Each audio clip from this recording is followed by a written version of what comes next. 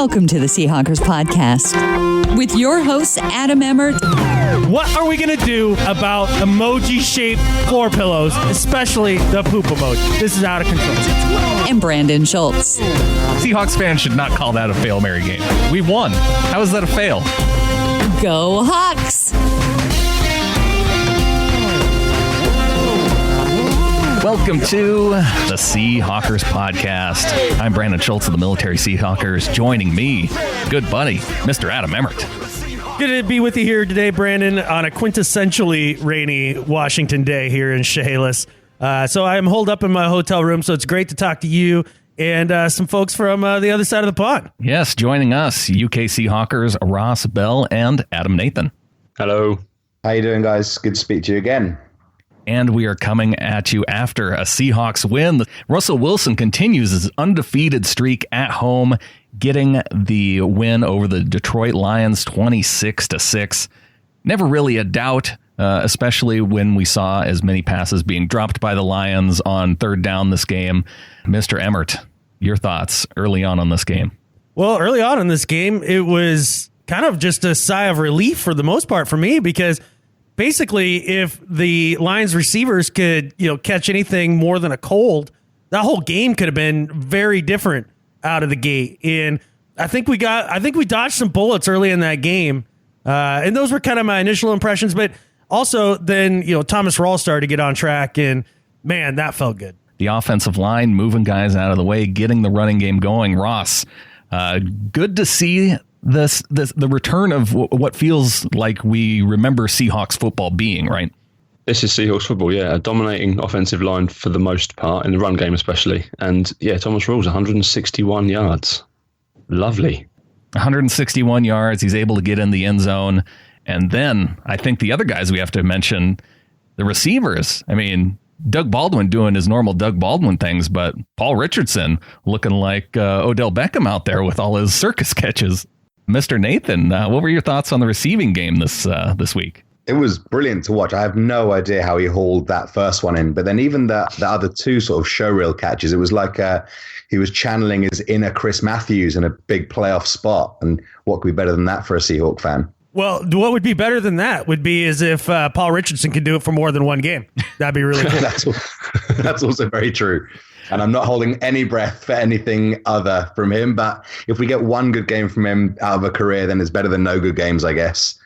Well, and the cool thing about Richardson this week, we found out after the game he was wearing Tyler Lockett's towel, and kind of a tribute to Tyler Lockett, but also filling in admirably behind Lockett too. We kind of thought that going into the playoffs with Lockett being hurt, that we saw the Seahawks sign Devin Hester to kind of cover the return game. Turns out he can fair catch just as well as Richard Sherman can and Brian Walters. But Richardson, I thought going into the playoffs, if we're going to miss Lockett as much as I thought we would, Richardson would really need to fill in. And Ross, it looks like as long as he can stay healthy, which he hasn't been able to do in the past, but as long as he stays healthy, then maybe we have something here. Yeah, I mean, he's an absolute burner. That one-handed catch down the sideline. 3rd down and 5. Clock now inside of 5 minutes. Trip set right. Wilson empties the backfield with a slot left. Baldwin, Curse, and Jimmy Graham in that formation near side. Ball thrown down the far sideline. What a catch by Richardson. A flag is down. Paul Richardson, it's a show tonight. Another one-handed reception behind the defense inside the 40-yard line of Detroit. Man, oh man, what did he had his Wheaties today. He destroyed his man off the line. He was clean of him by the time he caught it. If he'd be able to kind of reel it in on the run, he was gone. There was no one catching him. And yeah, he brings everything that Tyler Lockett brings to the table as well, but maybe more flashy catches as well. Maybe we just need to tie one arm behind his back, because he only needs one hand to catch the ball. He clearly showed that. And one of the funny things about this, we got the one controversial call that everybody can talk about throughout the week now, because Paul Richardson on the end zone catch. 4th down and goal. The turn, the play fake, the look, the dump over the top, reaching back. Does he make the catch? Flag is down. But Paul Richardson makes the catch for a touchdown. Seahawks. Holy mackerel. He had a man in his face. What a catch! One hand reaching around the defender, Wilson. And Paul Richardson interfered with and meets the catch with one hand. And the Seahawks go on top 6-0. NBC harps on the fact that they missed a face mask call. Sure, they missed it, but you had officials who were already reaching for the flag because of the pass interference, and they had to make sure that Paul Richardson was actually catching the ball. Like, how many different things do these guys have to look at? And you're somehow shocked that they missed a face mask call that really, it was an outstanding catch. The degree of difficulty on that catch should have completely offset the face mask. That should just be fine. As a Lions fan, I mean, can you even be mad? Yeah, you definitely, if you're a Lions fan, you're going to be pissed. And rightfully so, the call was totally missed. And that's something as Hawks fans, like when people say, hey, that shouldn't have counted, you just look at me and say, you're right. It shouldn't have been counted. But in all fairness, though, too, I missed the face mask in real time. Yeah. I mean, just with this spectacular nature of the catch. But the funny thing is P. Rich in his press conference says that he hates one-handed catches. That when people are out there practicing them, he purposely uses two hands instead because he loathes the one-handed catch. It's a funny way of showing it. It would have been offsetting penalties anyway, because as you said, there was a defensive pass interference. So it's not like, I don't know, like the Julio Jones one earlier in the year, which would have been like a real game changer. It still would have been minimum a field goal from the 1 yard line, or they would have run another fourth down play. So I don't think it was as game-changing a non-call as we have had in the past. Even if they offset, you're right. It goes back to being 4th and 2, and you just take another shot. Maybe they only go field goal. But what did you think tied 0-0, and they're going for it on 4th down? I know you had to love that. Catfish! Hated it. That was a dumbass play call, man. Like, take the stinking points. I get it that Pete gets hormonal sometimes, and I understand that it worked out, right, in the most spectacular way. But at the end of the day, when it comes down to football 101, that was freaking stupid. You take the points, you go and you go on from there. I don't understand it for the life of me. It was early in the game. It was an unnecessary risk. I hated it.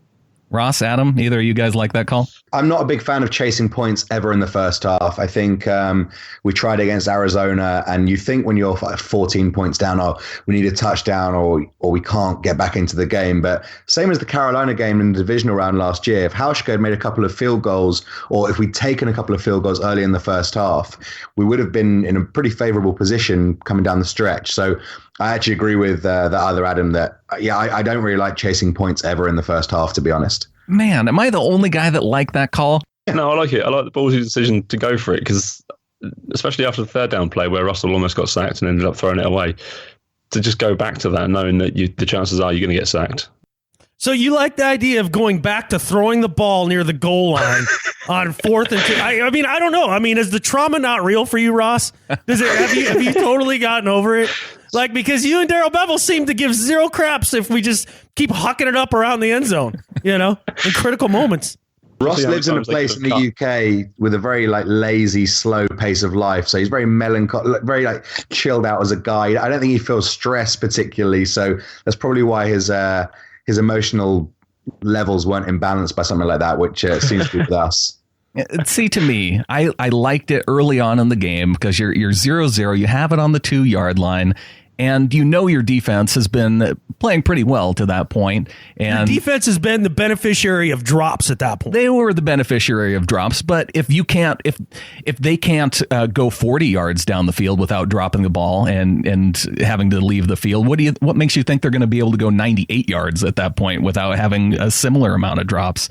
I just thought that at that point, the probability is they're going to catch balls more than they're not because they're professional NFL receivers.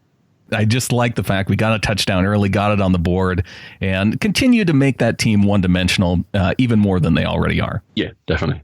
I mean, Zach Zenner's their best running back at the minute. That's nothing to worry about, really. 11 carries, 34 yards, and half of that came on one run. Yeah, that tells you all about it, really. It'll probably be on Madden next year, though, as the new Peyton Hillis.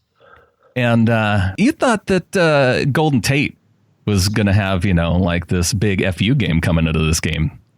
Three receptions, 25 yards on 5 targets. I didn't say it was going to happen. I just said I was a little worried. Okay. That's all. That's it. But instead, Cliff Averill had an FU game for the Lions, or against the Lions. Cliff Averill getting it done, 2 sacks on the day, building 2 more houses. I'm assuming these house totals continue in the playoffs. Like Averill's just not going to stop building houses, even though he's getting sacks in the playoffs.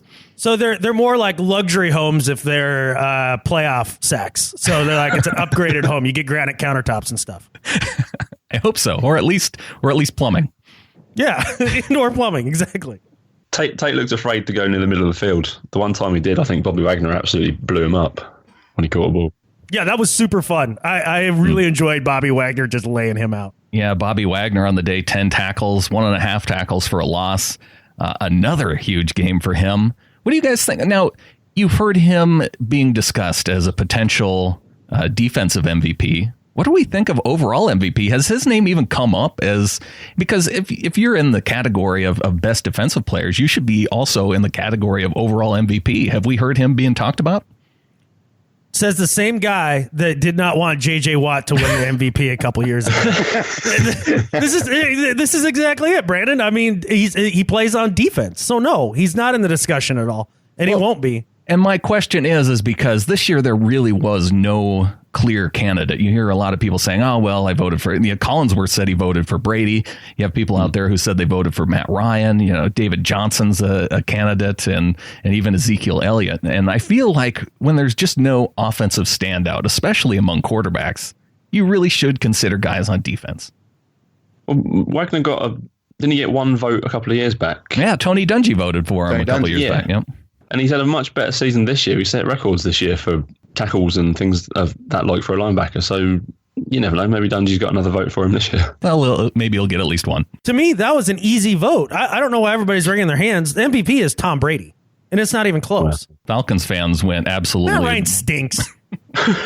How can you say that when we're about to go because in there? I've watched his entire freaking career, and he's the most anti-clutch quarterback I've ever seen. But jinx yourself 101 is what you're doing right now here. What is going on? No, I'm not jinxing myself. I'm basically just calling a spade a spade. That's it. Oh, God, it's getting worse. We're not going to lose this game because of Matt Ryan.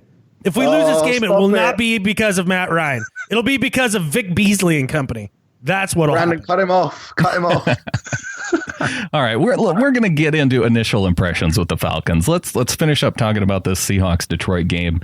And I think there's one other play that we really need to talk about, and that was the touchdown at the end of the game where it clearly looked like Russell Wilson was going to his favorite red zone target in Jermaine Kearse.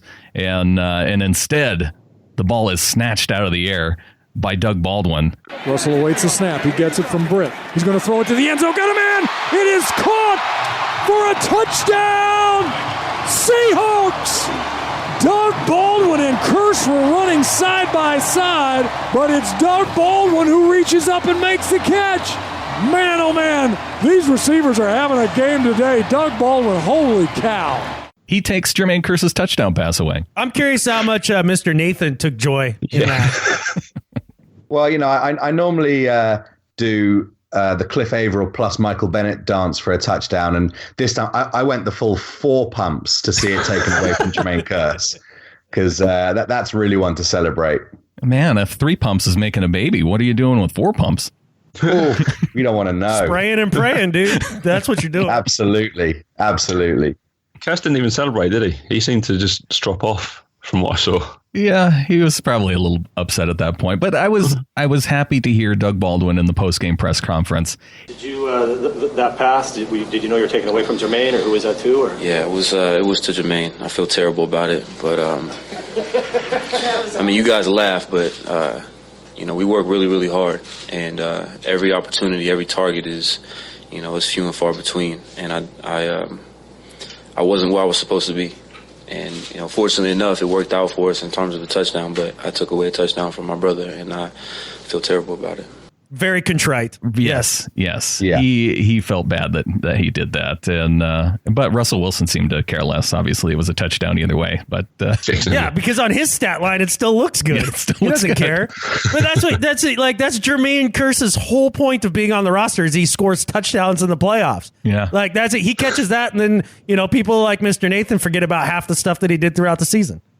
No, we could just keep him on in the practice squad for the whole season and just pick him up for the playoffs. That's fine with me. Me too. I'm on board with that. That's fine. Just don't make me watch him for 16 other weeks. I'm happy with that. I'll do a deal with you right now. That's fine. That's funny. Just keep Curse on the sideline and kind of that in case of emergency or in case of clutchness needed, break the glass.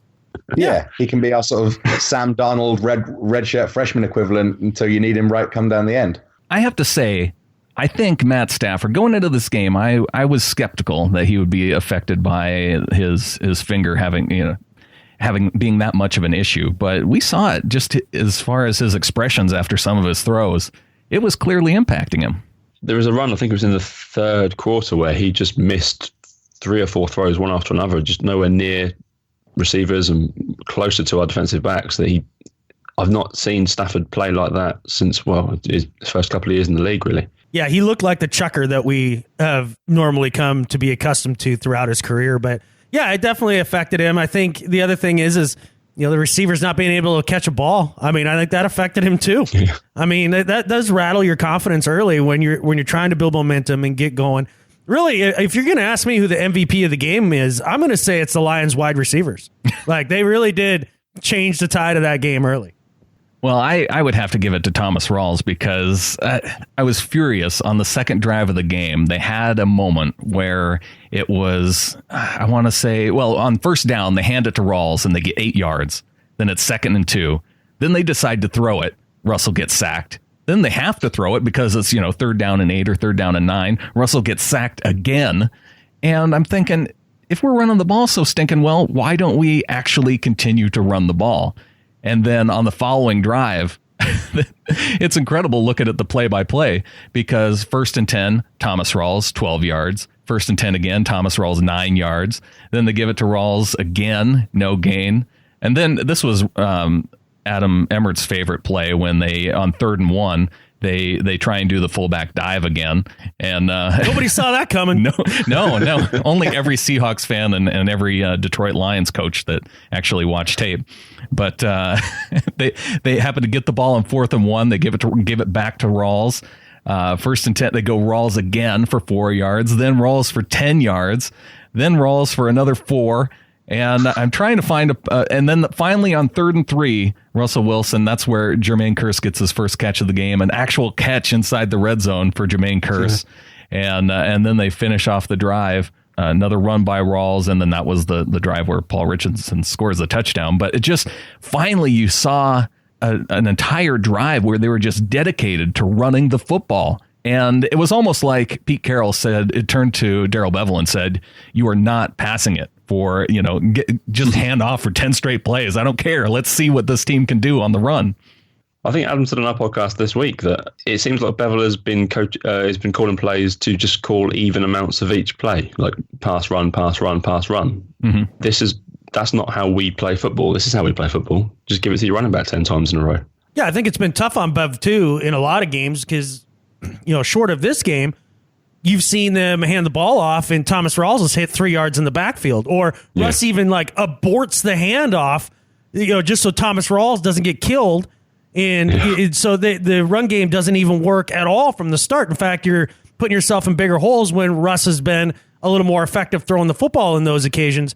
But early in the game, it was pretty evident that Ziggy Ansah was going to make George Fant look like a traffic cone all day. And really, I mean, that was a guy playing. That was a boy playing amongst men at that point. He had no hope against a real pass rusher. And once that became evident, I think that's when you saw Darrell Bevell make the switch to running the ball, especially with the fact that Glowinski, Britt, and Affetti were really doing a great job up the middle. And that gave him some confidence to actually stick with it. And here's why I think that gives us a little bit of hope going into next week. We didn't see that against San Francisco. The San Francisco defensive line may be equally, if not more atrocious than the Detroit defensive line. And now coming in, going up against the Falcons, probably an equally skilled defensive line especially in terms of against the run. And now we've seen the Seahawks be able to run the ball, and doing it on the road is going to be even more critical, I think, against an Atlanta Falcons team that can chuck it all over the field. So my question to Ross and Adam then in that vein is, after watching this performance this last week and then knowing how the Seahawks have played throughout the season, how much confidence do you have in the running game going into Atlanta? I find the whole thing so hard to evaluate because I've never seen a line like this where there's no one there that you can sort of hang your hat on and reliably say they'll be okay. You know, every play it's a different guy, or it has been a different guy who's just been catfish in the bed. And that's been annoying because it's been just so hard to evaluate. But I think I'd much rather, if I had the choice, have last night's situation of being dominant in the run and sort of iffy in the passing game, because then you can let Wilson be Wilson, than what it's been for the majority of the season, which is the other way around. I don't know if you guys agree with that, but to me, it's felt like passing has held up moderately well and rushing has just been a disaster. So if they can flip it to what it was last night, that makes me go into the game next week with much more hope that we can get it done. Yeah, I think on the Thomas Rawls touchdown run, Justin Britt just manhandled two guys to create a massive hole, and Rawls just walked into the end zone. If we can, I mean, they were doing that regularly throughout the night. Glowinski and Afedi taking on one and then getting that block and making a second block as well. That's what they need to do, and I think it's our best chance of beating the Falcons' defense is to just run the ball down their throats all night. And Marcel Reese, to me, has jumped out too in this running game. He's laid some key blocks, including the one on the touchdown score. So, and he's so versatile. Like, right. You can go ahead and flex him out as a receiver. Like, what was it? Was that the 3rd down and 2 play where they came in, jumbo package, and then they all of a sudden they flexed everybody out wide, and because the jumbo package contained Reese and Jimmy Graham and some guys who can really catch the ball. And so I thought, I was torn on that because it was super clever, but it also was like Bevel being cute again. It drove me a little nuts. Well, and it was also where the players did the illegal shift. They had two guys in motion at once, and they got Minor called detail. for it. So we didn't get to see quite what that play would really result in. But no, they completed the ball to Jimmy on that. Oh, that's right. That's right. Yeah, that was a different play that the two dudes were going at the same time. I mean, one more thing I thought, and I don't know what you guys think about it, but I think until the fourth quarter, we probably need a bit more out of Wilson if we're going to have much more success in the playoffs. I thought he was pretty off, especially for the first 3 quarters. And even that Richardson touchdown, I need to see it from a sort of wide angle lens. But I think without the face mask, if 32 had turned himself around, it could have been a pick 6. Well, it's kind of an interesting performance from Russell. He was 23 of 30 for 224 yards, so relatively efficient for a 30-yard passing attempt game. But it did seem like, even though he reportedly he took his knee brace off before this game. He said after the game he played without it all game, but his voice was hoarse in the post-game press conference, and he said he'd been it'd been kind of a rough week for him, kind of under the weather. So hopefully he bounces back. And looking back in hindsight, I do wonder if maybe he was just a little bit under the weather for this game. Adam, he wasn't under the weather, man. He was under freaking siege. Yeah. Like, I don't know how many people that I saw on the Ring of Honor Facebook page, yelling about Russell getting rid of the ball. And it's like, look, man, he hits his he hits his back foot, and there's a dude right in his face that he's having to go ahead and try to run around. And then at that point, like, good luck getting the ball out in rhythm and on time, because you're off platform and your eyes have to drop down. Like, it's almost impossible. The fact that he survives and goes 23 for 234 yards and a touchdown is a freaking miracle. I think the guy played awesome. Well, I think that his play, especially the numbers, picked up quite a bit when they were able to have success running the ball. We saw a sexy deep ball going to Mr. Doug Baldwin late in the game. What was that, a 40-some yard catch by Baldwin? The play fake. Russell half roll to the right. Now he looks downfield. Got Doug Baldwin far side of the field. Hey, I'm Russell Wilson, and I throw a sexy deep ball. A beautiful pass. A beautiful catch as he inbounds. He is. It's a reception for Doug Baldwin inside the 25-yard line of Detroit. A half roll right and a deep throw back across the field, and Baldwin outruns the defense. And a big pickup. 42 yards. The Seahawks are in business. Directly before that play, I think to myself, it's time for a chunk play. We haven't had one chunk play this entire game. And bonk, there it was right there. All right, guys. One last thing before we move on to this game against the Falcons. 2 new special teamers coming to this game that we saw. We saw Tyler Ott in there long snapping. We saw an extra point, again, missed by Steve Hauschka. But again, it's I think we're 5-1 in games where he misses extra points, and I don't think that was Ott's fault. But we saw Ott down it on like the 3-yard line on one play, and then we did see Devin Hester in this game. So any thoughts on our new special teams players? I was super excited when we signed Devin Hester. I picked him as our one to watch this week. What a disaster that was. A long line of the disastrous one to watches that you've made, including cut players. I picked CJ Spiller 1 2 week. days after. Yeah. That's pretty funny. I think Devin Hester did exactly what I thought he would do. I mean, I remember you texting me, Brandon, and being like, "We signed Devin Hester." I was like, "Cool, he can catch it." They're like, because that's all I knew. That's all he was going to do. Just a guy that could go back there, catch it every time, and that's just how it's going to be. If he returns one 5 yards, that's 5 more yards of bonus than I ever thought we'd get out of him. Look, Father Time runs a fast 40, man, and he's caught Devin Hester. With him just coming in early this week and having just kind of a short week to get ready for the playoffs, I think maybe a full week of practice. Maybe we'll see him start to do a little bit more in this game coming up against the Falcons. Well, he did have an offensive snap, at least one. I know nice. that. Oh, good. Yeah. So maybe there's big plans there. Well, because he was really good on offense in his prime too. So he had a pretty good run when he was with Atlanta playing on offense. So I wouldn't expect to see him in there more than a couple plays, probably fewer snaps than I think we're going to see your good buddy in there, Adam, who actually had a drop this week, which was kind of disappointing. Tanner McAvoy. He's not only my good buddy, he's my football crush. Don't sell our relationship short, Brandon. Like, me and McAvoy have something. It's real. It's real. And look, that's, everybody makes mistakes, and I'm willing to work through our problems in our relationship when Tanner McAvoy makes mistakes, and I'm willing to let this one go. We can work through it. You're a good man, letting one slide on this. Yeah. I mean, I think we'll communicate about it. It'll be fine. Will you? It'll be you mostly communicating in his direction and not getting anything in return.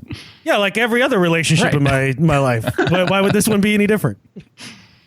All right, let's move on to this game against the Falcons. And I know both of us we're probably going to all watch this game over again against the Lions.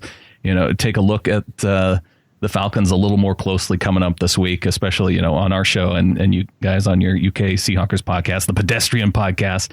And but I want to get some initial concerns from folks. And I'm going to go ahead and start on this one because there's one big concern that I continue to have, and it even played out in San Francisco a little bit. The Seahawks' ability to score inside the red zone on the road. They were last in the league this year, and they can play as well as they have at home, throughout the regular season and now in the playoffs. But until they go and show me something different, apart from being able to do it one time in that game against the New England Patriots, I have to see this team be able to put together some scores inside the red zone. That's my big concern. Mr. Emmert, what's your one biggest concern going into this game? The Bruce Irvin lookalike named Vic Beasley. I mean, he really is my number one concern. He led the league in sacks this year. I don't know that's shocking to a lot of people, but it's true fact. And you put him up against George Fant, and that's going to be a nightmare. And we all know that offensive line plays even, half again as bad on the road. So you combine that with, a guy with that kind of ability to get to the quarterback. And look, it could be a really long day. The only answer is to run the ball again like we did against the Lions here. And I'm only moderately certain that will happen. I don't feel like that's a certainty at all. Ross, your biggest concern? Julio Jones, in my opinion, he is the best wide receiver in football. And he's going to be looking for revenge of sorts, I think. Especially for that final play in the game during the season. He obviously feels he was interfered with, and he probably has a point. He's got 1,400 yards this season. He's missed 4 games. That's a worrying statistic. Holy smokes. Mr. Nathan, your biggest concern? My worry is just generally the numbers issue and them causing just matchup problems. They've got 2 great running backs, 3 very good wide receivers, a couple of good pass catching tight ends. Shanahan's offense is so fun to watch with the play action. I just am a little bit worried if they're getting fast players lined up against the guys like KJ Wright, who aren't necessarily the best covering deep. I just think they might outmatch us in terms of the numbers, and we could just find us a little bit swamped. Well, this is interesting. Nobody mentioned the Falcons' offensive line, and I'm curious to see going into this game how our defensive line matches up with that Falcons O-line, because remembering back, and maybe you guys can correct me if I'm wrong, but I don't remember us getting to Matt Ryan all that often, and that was even in CenturyLink, where I feel like the defense does much better than they do on the road. I thought the first half was an absolute just domination up front in the game this year. Maybe I'm wrong, but from memory, didn't they have like 26 yards of offense in the first half or something? Yeah, Bennett was in his face constantly, wasn't he? Yeah, they really were, and they actually got a fair amount of pressure, and I felt like the defensive line was playing a lot better back during those weeks. I was a little concerned about the fact that it took so long for the pass rush to crank up against the depleted Detroit offensive line. But the thing about the Falcons offense, and everybody shakes in their boots, right, because of Matt Ryan and Kyle Shanahan. And basically, this is an offense that had one good quarter against the Seahawks. One. I don't shake in my boots when I look at this offense. Number one, Kyle Shanahan has run a bunch of different offenses straight into the ground, and I can't wait to watch him run the Rams into the ground or run the Broncos into the ground when they finally hire him as a head coach. He's not a good coach. And the thing about Matt Ryan's a nice middle of the road quarterback. Yeah, that's neat. It's real neat. I like that he has all those weapons. You're right.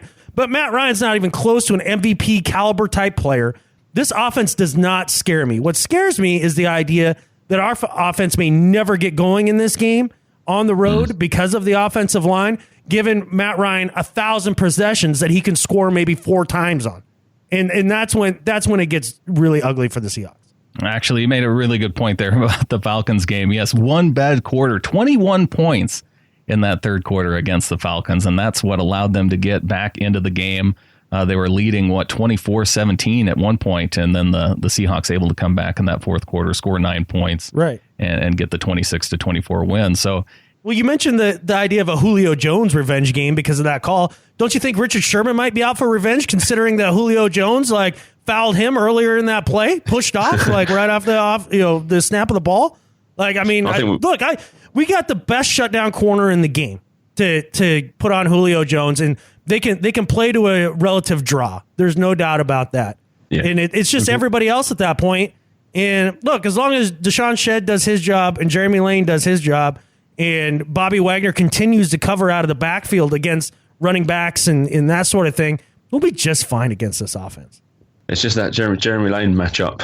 If he's on Taylor Gabriel or something like that, yeah, that's not good. He's getting beaten by everyone this season so far. Lane's had kind of a rough year, but Deshaun Shedd, he had 3 pass defenses in this last game. I was happy to see that. 2 of those drops that he celebrated as if he had just won the Super Bowl. I think I may remember one, yes. Okay, all right, I was just checking. Now, a lot's going to be on the secondary in this game because and that was my big question now coming and seeing what they did against the Detroit Lions defense. If not for a lot of those drops, how much differently would this game look?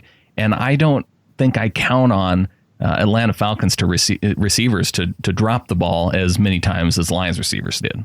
No, not at all. One question I've got, if ProSize is back, does that change things for the way we attack them? You might see a lot of them if we end up down, 14, 17 points early, Do you see it going that way? I could see it going that way only if the offensive line performs to their regular road level. I mean, that really is. I know it's the low-hanging fruit. I know it's something that we all talk about, and we'd love to find other matchups that, could be game-changing and all that. But, I mean, that really is it. That really is the Achilles heel of this team. And, look, we're going to find out if this gamble pays off, the John Schneider, Tom Cable gamble in this game. I mean, you're going up against a 2 seed on the road.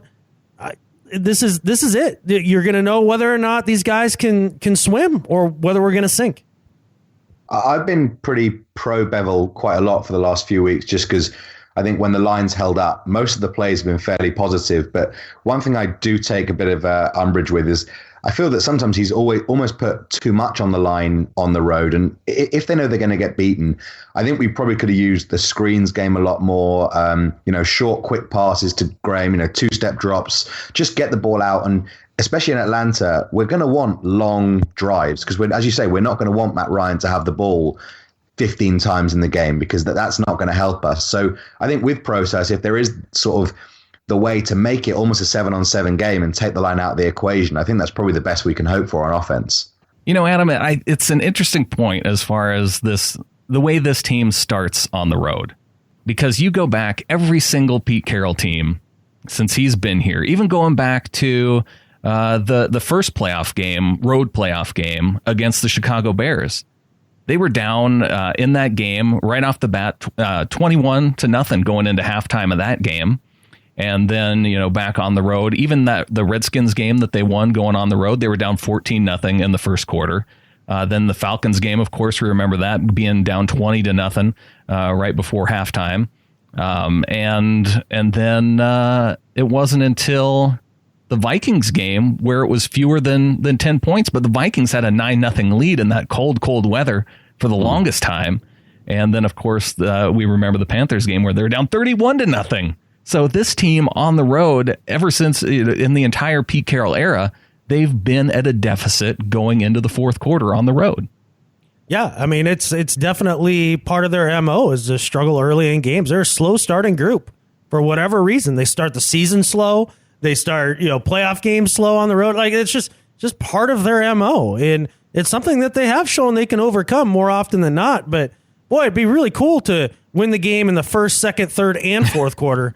That'd be really neat. Maybe stop telling them it doesn't matter how they start. Just to get heads up. On the road, it clearly matters how you start because they've started poorly on the road in the playoffs every single time, and they've lost in almost every game except for the Washington and Minnesota game. The bookies have us as 4-point underdogs on the road in Atlanta. I like that. They must know something because I'd expect that to be a lot higher. I don't know if I like your betting suggestions, though, Ross.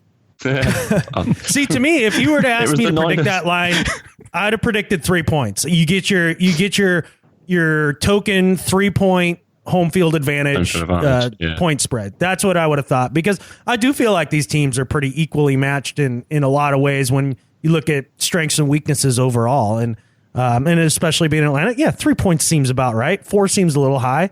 I mean, I might take that action if it wasn't in the Vegas zone. 4 points, that's a tough spread. I don't know. Yeah, I've started to believe since the fourth quarter, and I feel that's the worst thing I could have possibly done. I was almost quite enjoying being there, just ready for the inevitable failure in Atlanta, and just see out the season, start again next year. But that fourth quarter's given me a sneaky amount of hope that is going to linger all week, and it's really going to piss me off. Well, one guy I wonder if it really carries with him, really sticks with him, Russell Wilson. After that loss, so much was made of Russell Wilson's feelings after that loss to Atlanta and how that kind of propelled him going into the 2013 season. Is he going to be able to harness some of those feelings from that loss and bring them into that stadium once again for a game against the Falcons? Are we absolutely sure he has feelings? Yeah, I just thought that was a software update, like right after the game, like show hope after loss 2.0. Like I thought that's what that was. Well, we all watched the Rain City Miracle recently. We saw his emotions after the Packers game, after Sherman, told a reporter that he was going to have his press credentials revoked. We saw Russell Wilson come back and kind of make a joke to kick off the press conference. It was, he has his moments. It's intelligent AI. Yep, his pre-programmed moments. Yeah, even that new droid in Rogue One had a couple of funny moments which were outside of his programming, apparently. So anything's possible, I guess. Well, guys, before we get out of here, anything else you want to touch on? I predict the win 23-17, and I think Matt Ryan will throw 2 picks in the process, and it's going to set up our offense with a couple short fields and allow us to score over 20 points. 23-17. Hawks go to the championship game. 23-17. Does that mean the Falcons have another opportunity late to get a potential go-ahead or game-tying score? I can't deal with that. But it also means we're going to blitz him and put him on his catfish ass instead of just playing prevent. Like, that's how we're going to do it. I think you need a software update, Adam, because there's some crazy stuff going on at the other end of that microphone. You think that me predicting a 23-17 win is crazy? Shame on you. Shame on you. Mr. Nathan, you said you're feeling confident going into this game. What's your prediction at this point? I'm in a real heart versus head quandary. I don't know. The logic of watching us play on the road this year and watching the Falcons at home this year has my head saying that it's going to be an 8-point win for Atlanta. But I just wonder if Process comes back and we can get a couple of turnovers. Let's go for a 3-point Hawks win. We'll go with the heart, and we'll go with a 3-point Hawks win. Ross? Yeah, I'm saying 3 points as well, 24-21. Stephen Hausch is going to make up for a season of disappointing Seahawks fans with a late kick to win it. All right, Ross, if you're going to do that, you have to make your parlay bet this week, but you have to pick the Seahawks, the +4, because that you're just going to have to take one for the team, take your $10 bet loss by picking the Seahawks and for the over. And I'll do it.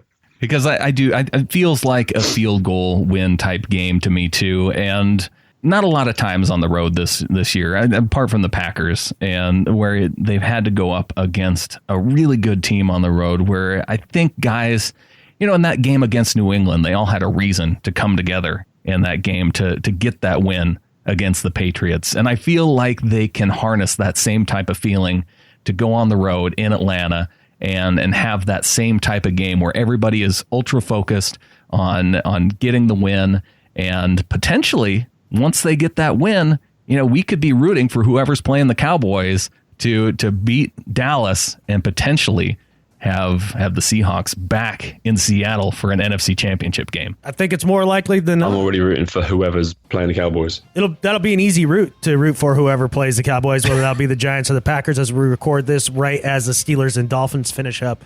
Look, I find it interesting that you guys give the champions of the NFC South, where defense is optional in that entire division, so much credit for being this amazing juggernaut. I find it interesting. I don't think they're nearly as good as a lot of people say they are. For me, it's more our record on the road against NFC teams, which has been nothing short of disastrous.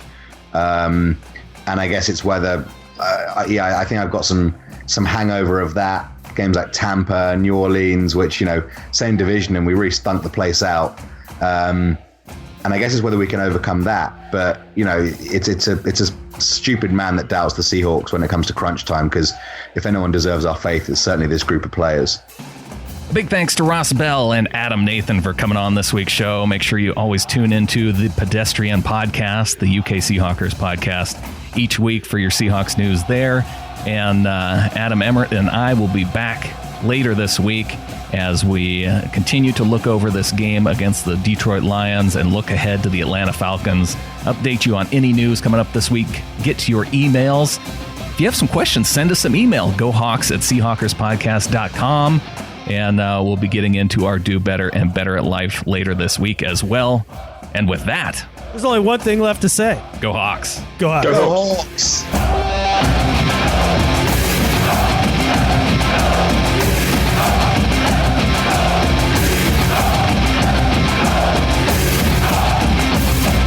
Thanks again for tuning in to this week's show. Remember, you can go to SeahawkersPodcast.com/support. And you can find all the things there that you can do to help support the show, whether it's buying a jersey, getting tickets to a game, all good things there. All good things. And if you're doing it anyway, hook a brother up, because Papa needs some solar panels. Go to SeahawkersPodcast.com/support. And thank you for helping to support the show.